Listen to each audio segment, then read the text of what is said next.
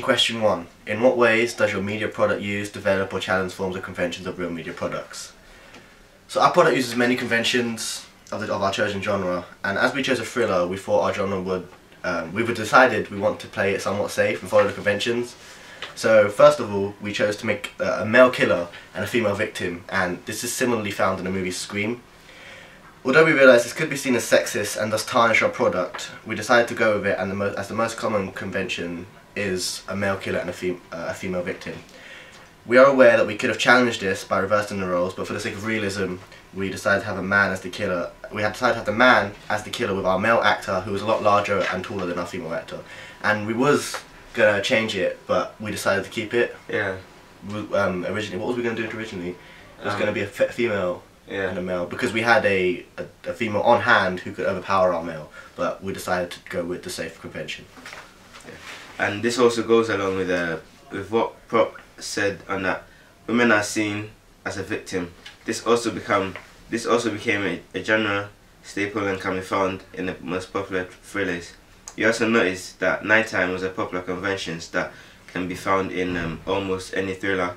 We found this out when we watched I Know What You Did Last Summer, and it's a movie, and where practically the whole movie takes place in the dark. This is done in order to create a better atmosphere for our product, as tonight is a common fear. It's also the fear of the unknown, the fear that anything can be lurking in the dark, in the shadows. This is a fear that we decided to use. This in combination with the soundtrack we use creates a rather creepy atmosphere.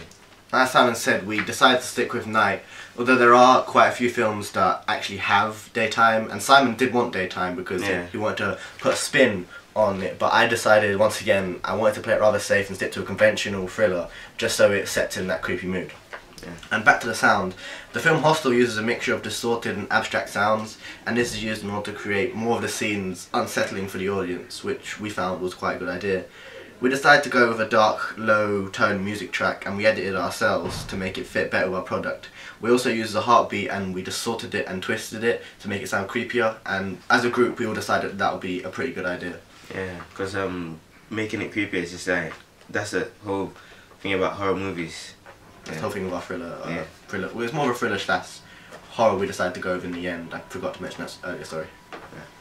All of these sounds can be similarly found in any thrillers. They're common staples and add to the product in a positive way. Overall, we stuck to conventions and didn't really decide to challenge them. Of course, there were disputes among the group about what we were to do, and we discussed intently to come up with our conclusions.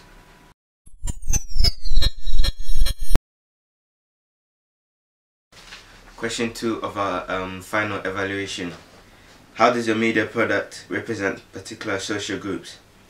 So the general convention for this genre of film will be people, usually teenagers, but we decided to go sort of with this by using one person but as a teenager, and we also made sure she had no unrealistic features about them, so something like an incredibly built up body, because not many people could relate with that, whereas if she had like a average lean body that most people could relate with, then it would feel, the audience would be more intrigued, is what we decided to go with in the end.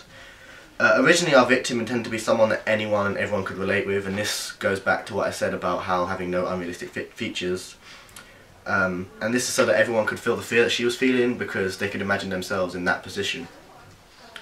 But of course we could only go with one gender of the victim, so we stuck with the conventions and we did with a female.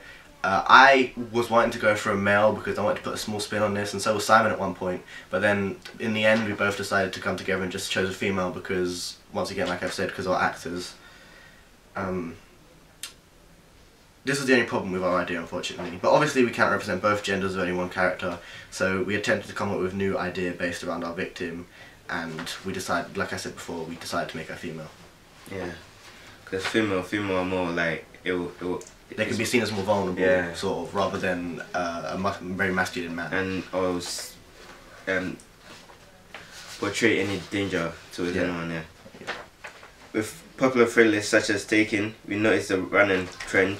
All victims were female, and we still had trouble coming to such conclusions as to why. Then we all came together and had a long discussion filled with ideas and suggestions. we finally came up with a conclusion using a female victim, which attracts both genders. We love to be scared and shocked. Women would want to watch a film about a female victim as they will feel more scared and can relate to they can relate well with the female on the screen. Men are attracted to these types of films for a reason. First of all, as a woman is a victim, a man would usually play the killer, kidnapper, and even the hero. Because in most situations, they're considered to be more vulnerable, and well, we decided to use that. It's also similar to what Prop said about how a female will be weaker than a male. But with this, men can feel empowered, feeling like they're the dominant gender as they're dominating women and saving them. This also ties in with the old damsel in distress stereotypes. Within some thrillers like Hostage, women are often sexualized by being in skimpy outfits and making suggestive noises when writhing in pain, and this leads to women being seen as a lot weaker and only being there for view in a sexual scene. And this happens quite often, more than we would like to see, but unfortunately it's become somewhat of a trend of thrillers and horrors recently. And directors do this in order to attract men, almost like using a beautiful woman as a bait for the man.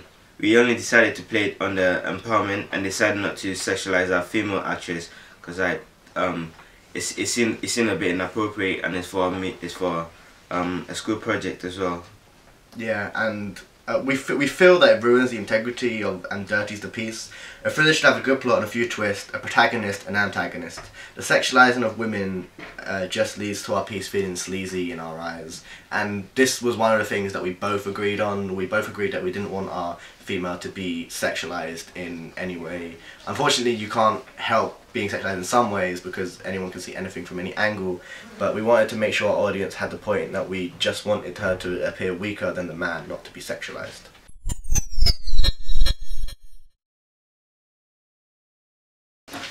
Question 3. What kind of media institution might distribute your media product and why? We came up with a studio called Platinum Doom.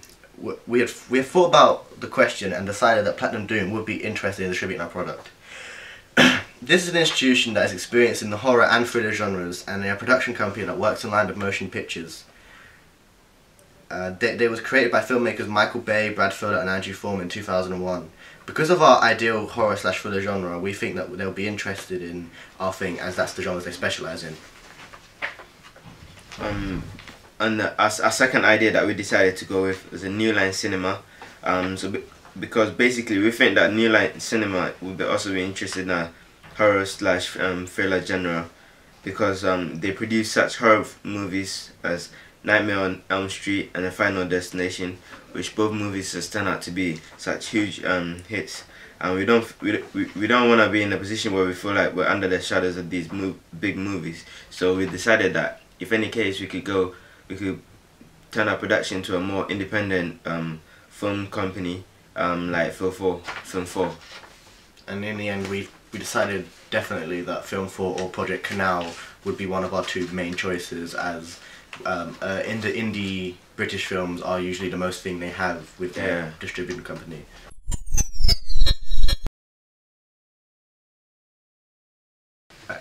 Question 4. Who would be your audience for your media product? As a group, we decided our audience would be people aged 18 and upwards. This was so that we could use any situations, any themes without limits. Basically, we wanted our piece to be accessible to all genders. We succeeded this by not sexualizing our victim. She may be a female, which does fall into the convention of female victim being weaker than a man, which is similar to what Prop said about being the man being stronger in gender-wise.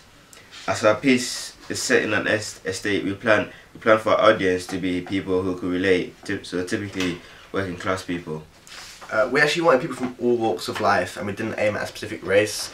From the very beginning, we never wanted to use one race to represent our piece, so we actually wanted ethnically diverse actors, and we both agreed on this from the very beginning because it would be the most way to target different types of audiences.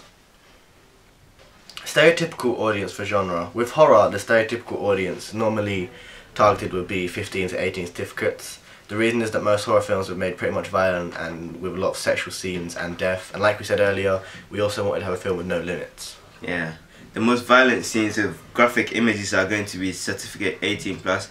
Most often bad language are used, and this is not suitable for audiences below the 18 plus certificate.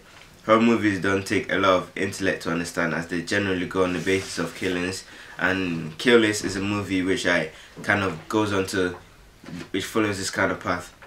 I actually, in the original, intended for it to be somewhat of a 15 rated film, because violence I don't really see as it would play a big part in a thriller. But then after we watched some thrillers together, Simon did make a good point and say that violence seems to be a staple for thrillers. So of course we decided in the end that we would throw a bit of violence in and rate our certificate 18, so it would be fine. It would be limitless. Yeah.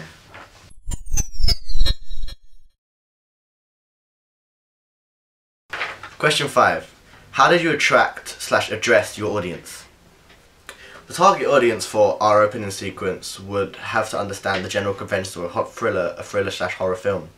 It would be quite good to know that our target audience would have an interest in unrealistic plots. Our opening sequence is made to keep our audience alert, so we wouldn't expect a more feminine woman to watch, as the general choice of genre may be something like a chick flick or even a romance film. Many horror films have a wide range of audience that they can choose to target. They tend to use settings which appeal to certain audiences. They could also target people by choice of character they use. Some horrors use little sense of realism, which compared to our production, we tend to be as realistic as possible with our killer.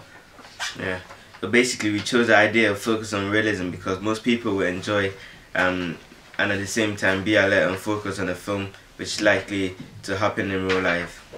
This is a way we can use our production to tap into the audience's mind, and they're very less likely to forget the situations or plots in our horror movie. Using the idea is where the subgenre thriller comes through. Most thrillers movies tend to make the audience mind juggle around, as they don't really reveal the answer during the movie. An example of this would be Inception. This movie was made very well as it gains the full attention of the audience.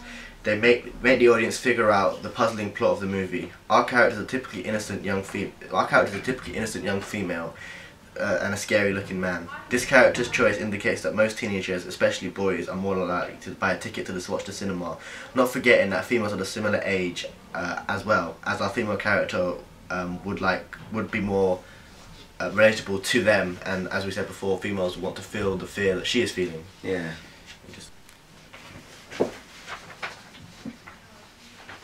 We set the scene. Basically, we set the scene during nighttime to make it more interesting and scary. Research proves that people are more attentive at watching movie sets during nighttime than daytime.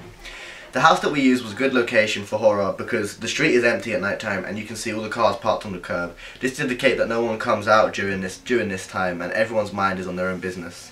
This could also appeal to the older audience who stay at home at night time.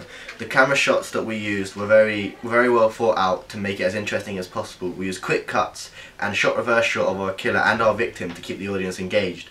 We aimed for a younger audience so that we would have to make sure that they would not get bored when watching our production. So a more younger working class audience, as we said earlier, like 18 and up. At first, we used a blue bubbly font for the title sequence. Well, Simon used a blue bubbly font for the title sequence that invited a group of young audience members between the ages of 18 and upwards. But none of them really liked the idea. And as for me, I didn't feel that a blue bubbly font would be the best idea for a thriller. So it had no relation to horror films. So they suggested the idea of a white, simpler font for the horror. We did research about it, and they were right. Most thriller films do have rather a white or a darker colour for their fonts, and so we changed the font to a simple white. We also decided to make the fonts as interesting, and we used fade in and out effects. We think it worked really well with our young audience, and our test subjects also that they preferred our second version of our titles a lot more. And it's a good idea because it wasn't even my idea at first to invite the test audience to come in and look at our product. It was Daniel's idea, and then after they looked at it, they checked out what was wrong with it. Question 6 of our evaluation questions. What have you learnt about technologies from the process of constructing this product? Throughout the process of creating our product, we've gained useful knowledge on a lot of technologies that were required from the beginning, and we had very little knowledge of the tools we had from the start. First of all, we had to become used to the cameras. Like we used different kind of cameras from the JVC model to record our piece. And for the Of course, we went along with the cameras. We had tripods to help us with it. Also, we had Macs to use, which most of us had never really used. I've had some previous knowledge on a Mac, but I wasn't fully aware of what to do on the Macs. They're pretty easy to use, and we quickly got the hang of how to use them efficiently by learning all the shortcuts and tools available to us. Yeah, and before we started editing, it was a bit of a hard choice for us. Yeah, it was at the beginning. Editing on the Macs was kind of hard, but then Simon got used to it, and I followed in his footsteps. Yeah, there was a bunch of programs on the Macs that we weren't familiar with, like programs such as Premiere Pro and Adobe After Effects, and this is able to make us raw footage look more professional and allow us to edit clips together and add some nice effects for overall polish. We had a few issues at first, as we had no idea what binding tools on a program that we needed to use after a couple of sessions of learning how to be able to use a Mac. But after spending a bit of time with it, I was able to get myself familiar and comfortable with all the assets at my fingertips. Finally, the last program that we used for music was a Logic Pro. This program allowed us to create, distort and tweak sounds and different music effects. So we used this program in order to get the creepy sound effects that we wanted, as long as the creepy music. And we didn't just want to copy some sounds of the internet, and we wanted to make the sounds of our own, so we felt like we were putting more of an input towards our piece. Well, originally that was Simon's idea. I was a little bit okay with finding stuff off the internet and maybe putting it in, but nothing really matched, so Simon came up with the idea of he wanted to make our own stuff from scratch, and that's what we did. And then on the program we found out that there was a lot of buttons and gadgets to navigate, but after a while we was both able to create we kind of get used to it. We got used to it and was able to create the good sound effects and the good music that we actually wanted to fit in our piece.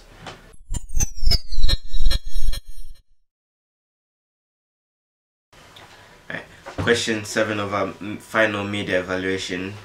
Looking back at our preliminary task, the continuity editing task, what do you feel you have learnt in the progression from it to full product?